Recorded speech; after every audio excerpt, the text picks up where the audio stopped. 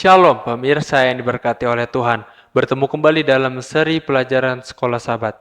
Sebelum kita belajar Sekolah Sabat, mari kita bersatu dalam doa. Bapa kami dalam kerajaan surga, pada saat ini kami akan belajar Sekolah Sabat tentang firman-Mu ya Tuhan. Berkati supaya apa yang kami dengarkan dan kami renungkan dapat membuat kami dapat mengerti dan kami dapat menjadi lebih dekat kepadamu ya. Berkati supaya kami dapat mengerti ya Tuhan. Dalam nama Yesus kami berdoa dan ucap syukur. Amin. Pelajaran Sekolah Sabat, Kamis 20 Juli 2023 berjudul Gereja Bait Kudus. Gambaran apakah yang digunakan Paulus dalam Efesus 2 ayat 11 sampai ayat yang ke-22 yang mengisyaratkan persatuan antara orang Yahudi dan orang bukan Yahudi di gereja? Meninjau Efesus 2, kita mengingat kembali bahwa ayat 1 sampai ayat 10 mengajarkan supaya kita hidup dalam keakraban dengan Yesus. Sedangkan ayat yang ke-11 sampai ayat yang ke-22 mengajarkan bahwa kita hidup dalam keakraban dengan orang lain sebagai bagian dari gerejanya. Kematian Yesus memiliki manfaat vertikal dalam membangun hubungan kita dengan Allah dan manfaat horizontal dalam mempererat hubungan kita dengan orang lain.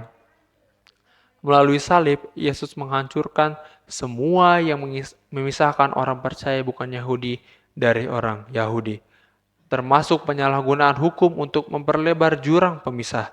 Yesus juga membangun sebuah bait kudus baru yang menakjubkan, yang terdiri dari orang-orang percaya, orang bukan Yahudi yang pernah dikucilkan dari penyembahan dalam bait-bait yang kudus, sekarang bergabung dengan orang percaya Yahudi untuk menjadi bait kudus yang baru. Kita semua menjadi bagian dari gereja Allah, bait Allah yang kudus di dalam Tuhan, dan mendapatkan hak istimewa untuk hidup dalam keakraban dengan Yesus dan saudara-saudari kita dalam Kristus. Bagaimanakah penggunaan kiasan Paulus akan gereja sebagai bait yang kudus dalam Efesus 2 ayat 19 sampai ayat yang ke-22 dibandingkan dengan penggunaan dalam pasal-pasal berikut 1 Korintus 3 ayat 9 sampai 17, 2 Korintus 6 ayat 14 sampai 7, 1 Petrus 2 ayat 4 sampai 8, Efesus 2 ayat 19 sampai 22. Demikianlah kamu bukan lagi orang asing dan pendatang, melainkan kawan sewarga dari orang-orang kudus dan anggota-anggota keluarga Allah yang dibangun di antara dasar para rasul dan para nabi dengan Kristus Yesus sebagai batu penjuru. Di dalam Dia tumbuh seluruh bangunan rapi tersusun menjadi bait Allah yang kudus di dalam Tuhan.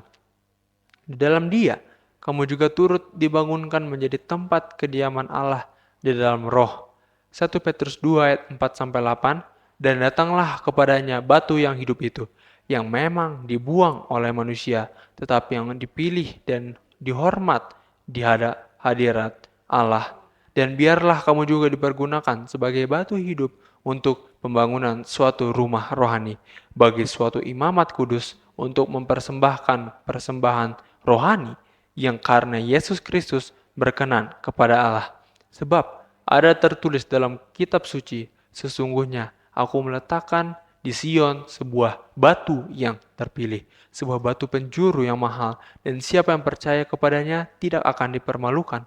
Karena itu, bagi kamu yang percaya, ia mahal, tetapi bagi mereka yang tidak percaya, batu yang telah dibuang oleh tukang-tukang bangunan telah menjadi batu penjuru, juga telah menjadi batu sentuhan dan suatu batu sandungan.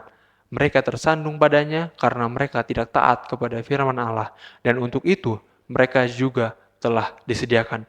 Paulus menggunakan metafora bait kudus untuk gereja sebagai gambaran puncak bagi penyatuan penuh orang bukan Yahudi di dalam gereja.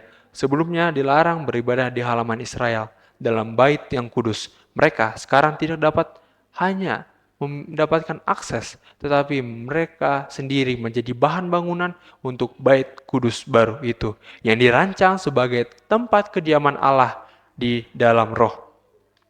Para penulis perjanjian baru menggunakan metafora bait kudus untuk memvisualisasikan kekudusan gereja, peran Allah dalam mendirikan dan bukan gereja, dan keakraban orang percaya di dalam gereja. Metafora ini digunakan dalam hubungannya dengan bahasa biologis. Lihat, dalam Efesus 2 ayat 21, di mana bait yang kudus tumbuh. Isinya dalam Efesus 2 ayat yang ke-21, di dalam dia tumbuh seluruh bangunan rapi tersusun menjadi bait Allah yang kudus di dalam Tuhan. Dan proses pembangunan sering ditekankan.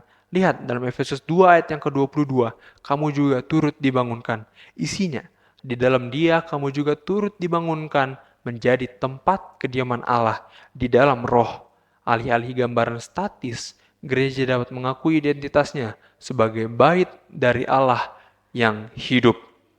Kiranya firman Tuhan dapat memberkati kita. Tuhan memberkati.